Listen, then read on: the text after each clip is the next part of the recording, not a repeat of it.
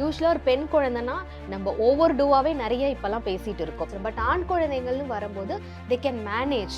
அப்படி இல்லைன்னா பரவாயில்ல, பொறுமையாக பேசிகிட்டு இருந்தாங்க.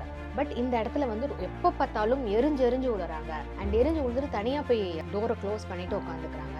எங்களால் அவங்க கிட்ட நெருங்கவே முடியலை. அண்ட் தூங்கவே மாட்டேங்கிறாங்க. ஒரு இன்டர்நேஷனல் சர்வேல கூட வந்து பார்த்தா 6 out of 1 பாய்க்கு வந்து செக்ஷுவல் அபியூஸ் நடக்குது.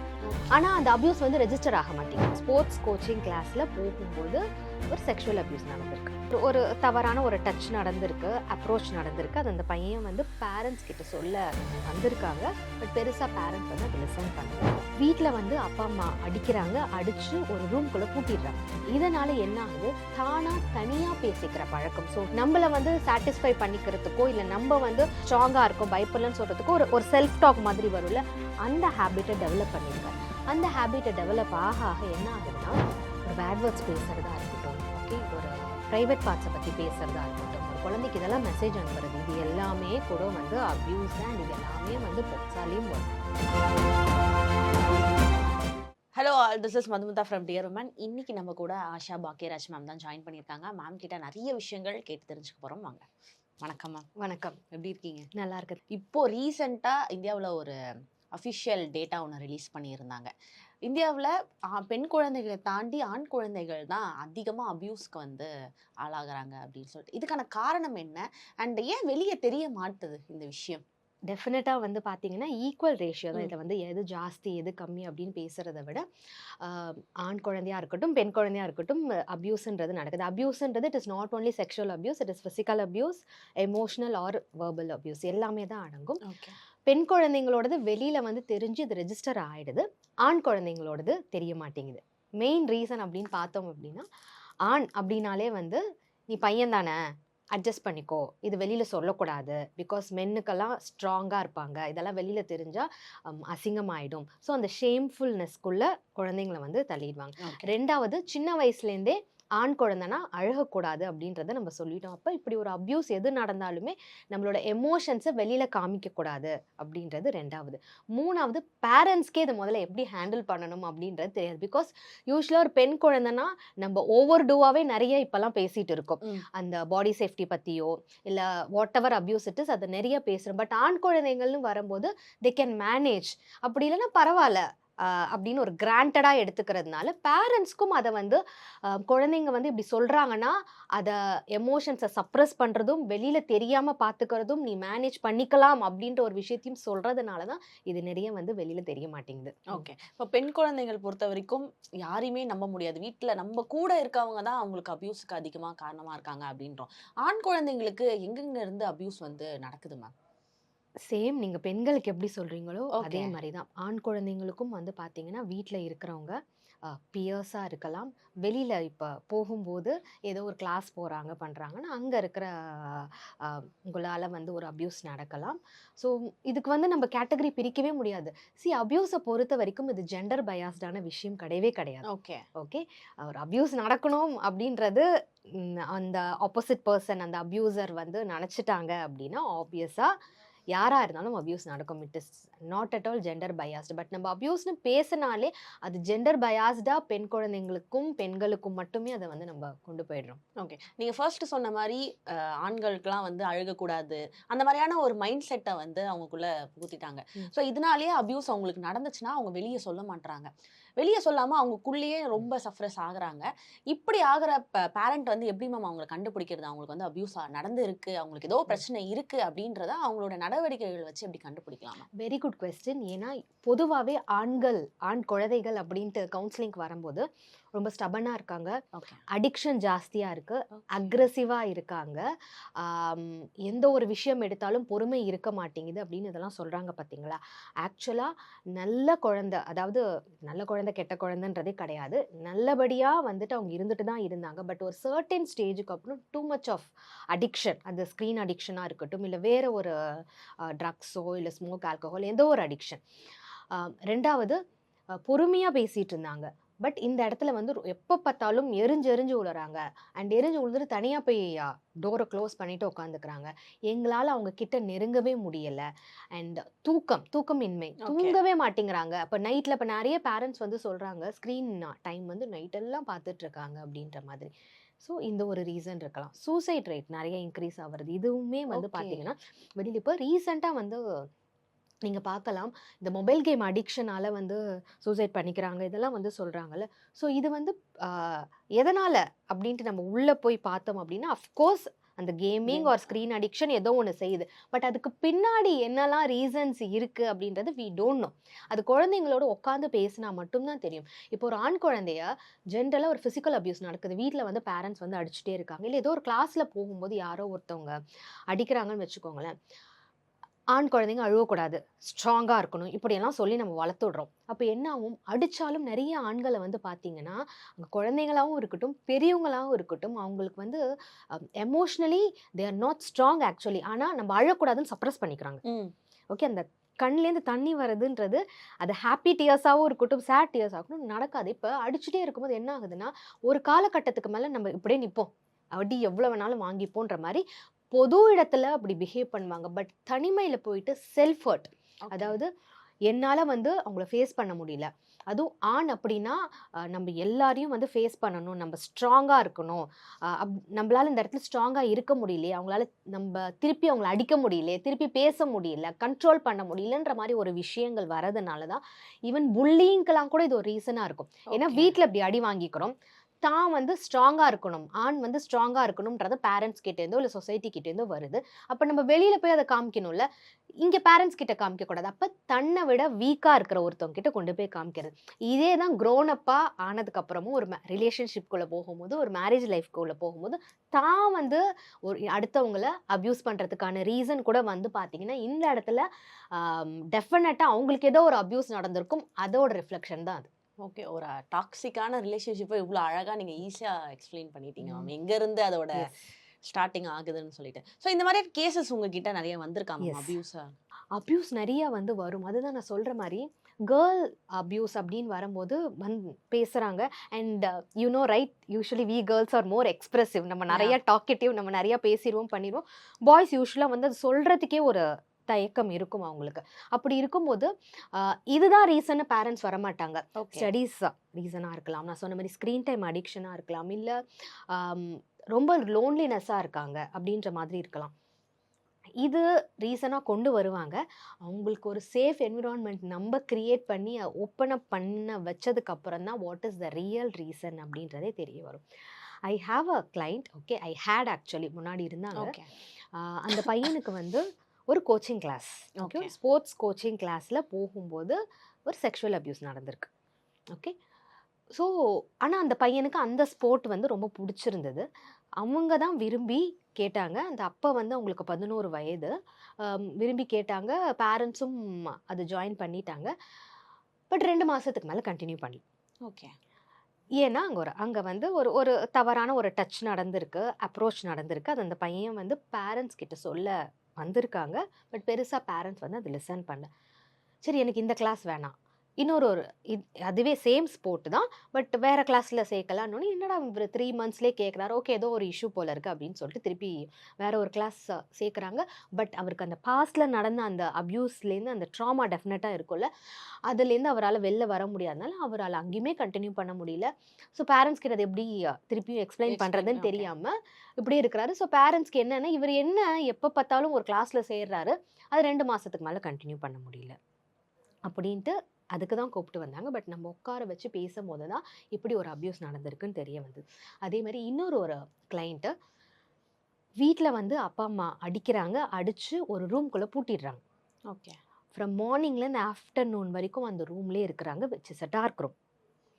இதனால் என்ன ஆகுது, தானாக தனியாக பேசிக்கிற பழக்கம். So whenever the child makes a mistake ரூம்குள்ளே போய் அடைக்கிறாங்க. அப்போ அந்த பயத்தை எப்படி போக்க முடியும்?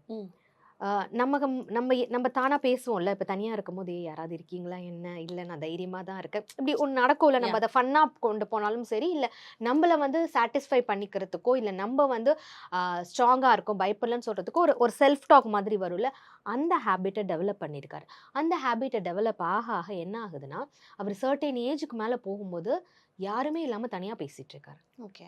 பேரண்ட்ஸ் எனக்கு இது முன்னாடி நடந்த விஷயத்தெல்லாம் சொல்லாம, தனியா பேசிட்டு இருக்காருன்னு கூப்பிட்டுட்டு வராங்க. பட் அவர்கிட்ட உட்காந்து பேசும்போது தான் தெரியுது, அவருக்கு 3 வயதுலேருந்தே பனிஷ்மெண்ட்ன்ற பேர்ல ரூம்குள்ள போட்டு அடைக்கிறாங்கன்ட்டு. ஓகே.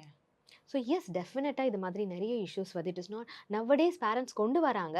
பட் இன்னமும் அதோட ரேஷியோ வந்து பார்த்தீங்கன்னா, பேரண்ட்ஸ் அதை அக்னாலேஜ் பண்ணி, நிஜமாலே உங்களுக்கு ஒரு பிரச்சனை இருக்கு அப்படின்றத தெரிஞ்சு, அது வெளியில கவுன்சிலிங் வேணும்னா கூட்டு போகணும், இல்ல ஹெல்ப் வேணும்னா அதை தேடிக்கணும்ன்றதை எஜுகேட் பண்ணணும் பேரண்ட்ஸ். ஓகே. இப்போ நீங்க சொன்ன மாரி தான், இப்போ ஒரு ஆண் குழந்தைக்கு அபியூஸ் நடக்குது அப்படின்னா, அத வீட்ல போய் சொல்றாங்க தைரியமானா கூட, பேரண்ட்ஸால அத எப்படி ஏத்துக்கிறது, அத எப்படி சால்வ் பண்ணி வைக்கிறதுன்றது வந்து தெரிய மாட்டுது. அது அவங்களே ரொம்ப கன்ஃப்யூஸா இருக்காங்க. அவங்க என்னலாம் பண்ணலாமா? ஆக்சுவலி முதல்ல சொல்றாங்களா? அதுவே கொஸ்டின் மார்க் Okay. தான். பாய் சைல்டு. ஒரு ஏன்னா 10ல ஒரு 1, 2 பேர் சொல்றதே பெரிய விஷயமா எஸ் இருக்கு. Right. See even the survey ஒரு இன்டர்நேஷனல் சர்வேல கூட வந்து பார்த்தா 6 அவுட் ஆஃப் 1 பாய்க்கு வந்து sexual abuse or whatever abuse நடக்குது. ஓகே. ஆனா அந்த அபியூஸ் வந்து ரெஜிஸ்டர் ஆக மாட்டேங்குது. ம். ஈவன் பேரண்ட்ஸ் கிட்டயும் ரெஜிஸ்டர், ஃபேமிலி கிட்டயும் ரெஜிஸ்டர் ஆக மாட்டேங்குது, வெளியிலயும் வர மாட்டேங்குது. அப்படின்னா நம்ம ஒரு ஆண் குழந்தைய வளர்க்கும் போதே ஆம், நீ அழுவாத, நீ ஸ்ட்ராங்கா இருக்கணும், நீ கேர்ள்ஸை ப்ரொடெக்ட் பண்ணணும் இப்படின்ற பேர்ல தனக்கு என்ன ஒரு எமோஷன்ஸ் இருக்கு. Okay, we use to tell emotion blindness ம். அப்படின்றதே வந்து இந்த ஆண் குழந்தைக்கு இல்லாமலே போயிடுது. தான் ஹாப்பி ஐடென்டிஃபை, எனக்கு என்ன எமோஷன்ஸ் இருக்குன்னு ஐடென்டிஃபை பண்றதுக்கே பார்த்தீங்கன்னா கவுன்சிலிங் வர நிறைய ஆண் குழந்தைங்களுக்கு தெரியவே மாட்டேங்குது. Are you Okay. Happy, are you sad, are you frustrated, தெரியல ஆண்டி. ஏன் அப்படின்னா இந்த இடத்துல பெருசா ஆண்களோட எமோஷன்ஸை பத்தி பேரண்ட்ஸ் பேசுறது கிடையாது. ஸோ சின்ன வயசுலேருந்தே how are you feeling today அப்படின்ற ஒரு கொஸ்டினை வந்து பேரண்ட்ஸ் எப்பயுமே வைக்கணும். அதுவும் ஸ்கூல் கோயிங்காக இருந்ததுன்னா, நீ இன்னைக்கு எப்படி இருந்தது, ஒரு நாள் எப்படி இருந்தது, நீ அதை எங்ககிட்ட தைரியமா சொல்லலாம். எனக்கு இன்னைக்கு ஸ்கூலுக்கு போக பிடிக்கல. ஓகே, ஸ்கூலுக்கு போக பிடிக்கல, எதனால பிடிக்கல, வில் டாக் அபவுட் இட். அது டீச்சர்ஸால தான் எனக்கு ஸ்டடீஸ் பிடிக்கலன்ற ரீசன்ஸ் மட்டும் இருக்காது ஸ்கூலுக்கு போகலைன்னா. There can be many reasons. So முதல்ல அந்த ஒரு சேஃப் என்விரான்மெண்ட்டை பேரண்ட்ஸ் கிரியேட் பண்ணணும். அப்படி கிரியேட் பண்ணாதான் அவங்க வந்து முதல்ல சொல்லுவாங்க தைரியமா. சரி சொல்லிட்டாங்க. ரெண்டாவது, ஐயோ ஒரு பையனாச்சே, இது மாதிரி வந்து பேசுறாங்களே, இது வந்து நம்ம இப்படிலாம் அலோ பண்ணக்கூடாதுன்ற மாதிரி பாடி லாங்குவேஜோ நம்ம ஃபேஷியல் எக்ஸ்பிரஷனோ நம்ம காமிச்சிட்டோன்னா தட்ஸ் இட், அதோட ஸ்டாப் ஆயிடும்.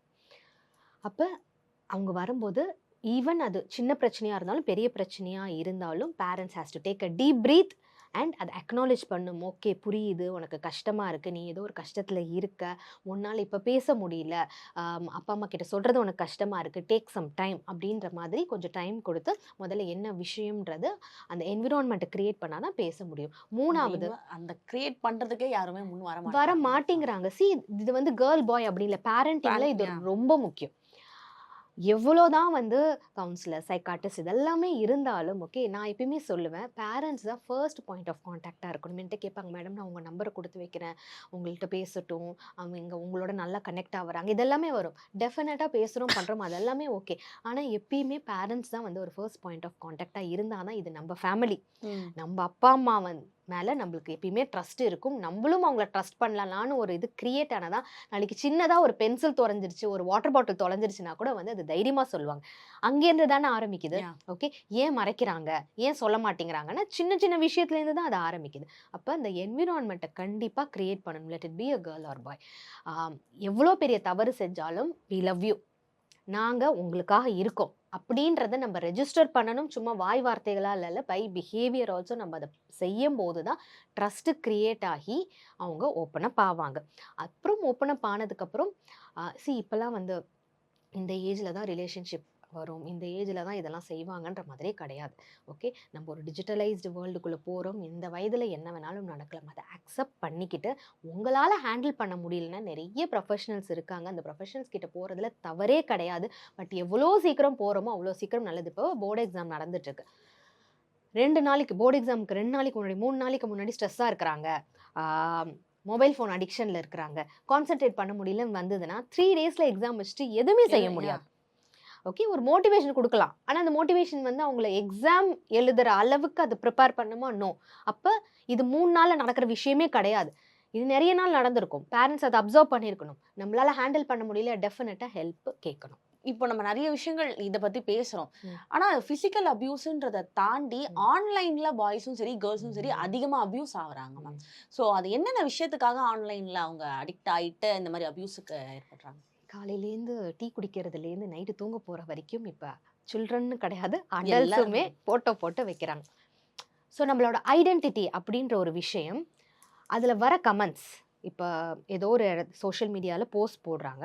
அதுல வந்துட்டு you are looking good, okay, உன் ட்ரெஸ் நல்லா இருக்கு, உன் வீடு நல்லா இருக்கு, இந்த காஃபி பார்க்கறதுக்கு நல்லா இருக்கு, கப்பு நல்லா இருக்கு, இதெல்லாம் பேசுறாங்கல்ல. இப்போ குட் கமெண்ட்ஸ் வந்துச்சுன்னா ஃபைன். பட் இதுவே வந்துட்டு ஒரு பேட் கமெண்ட்ஸ் வந்ததுன்னா அந்த குழந்தைங்களால அதை அக்செப்ட் பண்ணிக்க முடியுதா? Okay. நோ. அடல்ட்ஸும் இது பண்ண முடியல. அண்ட் அதில் வர நான் சொன்ன மாதிரி நம்மளோட ஐடென்டிட்டியே வந்து அதில் வர லைக்ஸும் கமெண்ட்ஸும் வச்சு தான் கிரியேட் ஆகிட்டு இருக்கு. ஓகே, இப்போ ஒரு குழந்தை வந்து ஏதோ ஒரு வெகுளித்தனமாக ஒரு வீடியோ போடுறாங்க, அது நிறைய இடத்துல போகுது. அப்போ அந்த வீடியோவை திருப்பி யாரோ ஒருத்தர் ரீபோஸ்ட் பண்ணி அதை வந்து புள்ளி பண்ணுறாங்க. Okay, that is an abuse, right? புள்ளி பண்ணும்போது அந்த குழந்தைக்கும் அது கண்ணில் பார்க்கும்போது அவரால் அதை அக்செப்ட் பண்ணிக்க முடியல.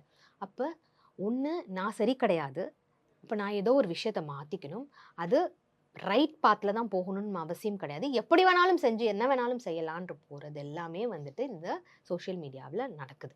ஓகே, அண்ட் ஈவன் ஒரு பேட் வேர்ட்ஸ் பேசுகிறதா இருக்கட்டும், ஓகே, ஒரு ப்ரைவேட் பார்ட்ஸை பற்றி பேசுகிறதா இருக்கட்டும், ஒரு குழந்தைக்கு இதெல்லாம் மெசேஜ் அனுப்புறது, இது எல்லாமே கூட வந்து அப்யூஸ் அண்ட் இது எல்லாமே வந்து பொக்ஸாலையும் வரும். ஓகேங்களா? இது நிறைய பேரண்ட்ஸ்க்கு தெரியல. ஸோ நீங்கள் உங்கள் சில்ட்ரன் அக்கௌண்ட் இருக்கு, அவங்க போஸ்ட் போடுறாங்க, ரீல்ஸ் போடுறாங்க, உங்ககிட்ட அந்த கண்ட்ரோல் இல்லை அப்படின்னா, முதல்ல கண்ட்ரோல் இருக்கணும், கண்ட்ரோல் இல்லாமல் இருக்கவே கூடாது. பட் அதை பற்றின எஜுகேஷனும் பேசணும். ஏன்னா அந்த போஸ்ட் போடுறதுன்றது அவாய்ட் பண்ண முடியாத ஒரு விஷயமா இருக்குது. ஓகே, உங்ககிட்ட கண்ட்ரோல் இருக்குன்னா சூப்பர், ஃபைன், குட். பட் இல்லை, அவங்க க்ரியேட் பண்ணிட்டாங்க, then you need to talk about it. நீ இது மாதிரி போஸ்ட் பண்ணால் இதெல்லாம் நடக்கும். ஒரு தேர்ட் பர்சன் மெசேஜ் அனுப்புகிறாங்க, ஒரு தேர்ட் பர்சன் உன்னை இது மாதிரி மிரட்டுறாங்க, உன்னை அப்யூஸ் பண்ணுறாங்கன்னா, நீ அப்பா அம்மாவுக்கு தெரியாமல் மேபி ஃபோட்டோஸ் போட்டிருப்ப. பட் ஒரு தேர்ட் பர்சன் இது மாதிரி பேசும்போது பயப்படவே பயப்படாது, நீ எங்ககிட்ட வரணும், எங்ககிட்ட சொல்லணும். நீ வந்து சொன்னாதான் அடுத்தது என்ன செய்ய முடியும்னே பார்ப்போம். நம்ம இந்த இடத்துல எஜுகேஷன் பண்ணும்போது என்ன பண்ணுவோன்னா, எங்களுக்கு தெரியாமல் நீ ஒரு போஸ்ட் போட்டு பாரு, அதுக்கப்புறம் நீ வந்து அக்கௌண்ட்டே நாங்கள் டெலீட் பண்ணிடுவோம், இது செஞ்சிடாலும் சரி மிரட்ட ஆரம்பிக்கிறாங்கல்ல. அப்போ அந்த இடத்துல ஏதோ ஒரு பிரச்சனை நடந்தால் கூட வந்து பேரண்ட்ஸ் கிட்ட சொல்ல மாட்டாங்க, அதை மறைக்க தான் ட்ரை பண்ணுவாங்களே தவிர அந்த பிரச்சனையை சொல்ல மாட்டாங்க. ஓகே, அண்ட் இப்போ நம்ம அபியூஸை பற்றி நிறைய பேசிகிட்டு இருக்கோம். அபியூஸ் வந்து இப்போ பெண்களுக்கு அபியூஸ் நடக்குது அப்படின்னா அவங்களோட மென்டல் ஹெல்த் எப்படி இருக்கும், அதுலேருந்து அவங்க எப்படி வெளியே வரலாம் அப்படின்றத நிறைய பேர் சொல்லிட்டாங்க. ஆனால் ஒரு ஆணுக்கு நடக்குது, அவன் வீட்லேயும் சொல்ல மாட்டான், வெளியே யாருக்கும் தெரியுமா, அவனுக்குள்ளேயே வச்சுக்கிறான் அப்படின்னும் போது அவங்களோட மென்டல் ஹெல்த்ன்றது ரொம்பவே பாதிக்கப்படும். அதுலேருந்து அவங்க எப்படி நம்ம வெளியே வரலாம்? முதல்ல வந்து நான் ஏற்கனவே சொன்ன மாதிரி மென்டல் ஹெல்த், உங்களுக்கு வந்து ஸ்லீப் இல்லை ப்ராப்பராக, ஓகே, அப்படின்னா யூ நீட் டு செக், எதனால எனக்கு தூக்கம் இல்லை. ஓகே, நான் நல்ல ஃபிசிக்கல் ஆக்டிவிட்டி பண்ணுறேன், நான் காலையில எல்லாம் ப்ரொடக்டிவாக தான் இருக்கிறேன், பட் நைட்டு நான் போய் படுக்கும்போது எனக்கு தூக்கம் வர மாட்டேங்குதுன்னா டெஃபினட்டாக there is some issue, you need to check it. ரெண்டாவது, மூட் ஸ்விங்ஸ். அடிக்கடி எனக்கு பயங்கரமாக மூட் ஸ்விங்ஸ் ஆகுது. எனக்கு யாராவது வந்து என்கிட்ட பேசினாலே நான் எரிஞ்சு விழறேன், என்னால் ஒரு கனெக்ட் ஆக முடியல, என்கிட்ட அந்த ஸ்மைலே இல்லை அப்படின்ற மாதிரி இருந்தால் யூ நீட் டு செக். இது எல்லாமே வந்து ரெட் ஃப்ளாக். ஓகே, மூணாவது, எஸ் நான் ஃபோனை எடுக்கிறேன், கேமை விளாடுறேன், பட் என்னால் ஒரு சர்டின் டைமுக்கு மேலே அதுலேருந்து என்னால் வெளியில் வர முடிய மாட்டேங்குது, கண்ட்ரோல் பண்ண முடியும், தென் you need to check. Okay, நாலாவது, வேறு அடிக்ஷன், கெட்ட பழக்கங்கள்லாம் வந்துட்டு நான் எவ்வளவோ ட்ரை பண்ணுறேன், பட் எனக்கு அந்த கெட்ட பழக்கத்துக்குள்ளே தான் போகணும்னு மாதிரி இருக்குது, அதை நான் தேடி போனால் தான் எனக்கு நைட்டு தூக்கம் வருது, இல்லை ஐ எம் ஃபீலிங் ஹாப்பி. இது எல்லாமே நம்ம உடம்புல அந்த ஹாப்பி ஹார்மோன் க்ரியேட் ஆகுது பார்த்தீங்களா. எந்த விஷயத்த பண்ணால் நம்மளுக்கு ஹாப்பி ஹார்மோன் க்ரியேட் ஆகுதுன்னு ஒவ்வொரு மனிதருக்கும் ஒரு மாதிரி இருக்கும். பட் நம்ம சாதாரணமாகவே எஸ்பெஷலி மென் ஒரு ஸ்ட்ரெஸ்ஸில் இருக்கிறாங்க அப்படின்னா டக்குன்னு ஒரு பேட் வேயை தான் நோக்கி போகிறாங்க. அப்போ ஆப்வியஸாக அந்த பேட் வே போகும்போது அவங்களுக்குள்ள வந்துட்டு ஒரு ஹாப்பி ஹார்மோன் கிரியேட் ஆகிடுது. அது பேடுன்றதெல்லாம் பிரெயினுக்கு தெரியாது. எனக்கு பிடிச்சிருக்கு அப்படின்னு நம்ம நினச்சிட்டோன்னா அந்த பிரெயினில் வந்து happy hormone create, and that is the reason அவங்க அது வந்து அடிக்ஷனில் வந்து போயிட்டே இருக்காங்க. ஸோ நான் நார்மல் லைஃப்லேருந்து, என்னோட நார்மல் ரொட்டீன்லேருந்து தவறி நான் வந்து ஒரு பேட் அடிக்ஷனுக்கு போகிறேன்னா that is a red flag இல்லை. ஓகே. அப்போ நான் வந்து கரெக்டாக இருக்கணும். அண்ட் இதை மீறி சில்ட்ரன், ஒரு பாய் சைல்டு இருக்கிறாங்க. பாய் சைல்டுக்கு ஸ்டடீஸில் கான்சென்ட்ரேட் பண்ண முடியல, அப்பா அம்மாவோட கண்ணை பார்த்து பேச முடியல, என் ஃப்ரெண்ட்ஸ் கிட்ட பேச முடியலன்னா இது எல்லாமே வந்து என்னன்றதை அவங்க செக் பண்ணி ஆகணும். அடல்ட் ஒரு மென்னாக இருக்கிறாங்க அப்படின்னா, நான் ரீசனே இல்லாமல் என் ஒய்ஃபை அடிக்கிறேன், கத்துறேன், ரீசனே இல்லாமல் என் சில்ட்ரனை அடிக்கிறேன், கத்துறேன், என்னால் அவங்களோட பெர்ஸ்பெக்டிவ்லேருந்து யோசிக்க முடியவே மாட்டேங்குதுன்னா then you need to check what is the reason. So இதெல்லாம் தான் reasons. Okay. Thank you so much ma'am, உங்களோட நேரம் எங்களுக்காக அழகாக பதில் சொன்னதுக்கு தேங்க்யூ. தேங்க்யூ.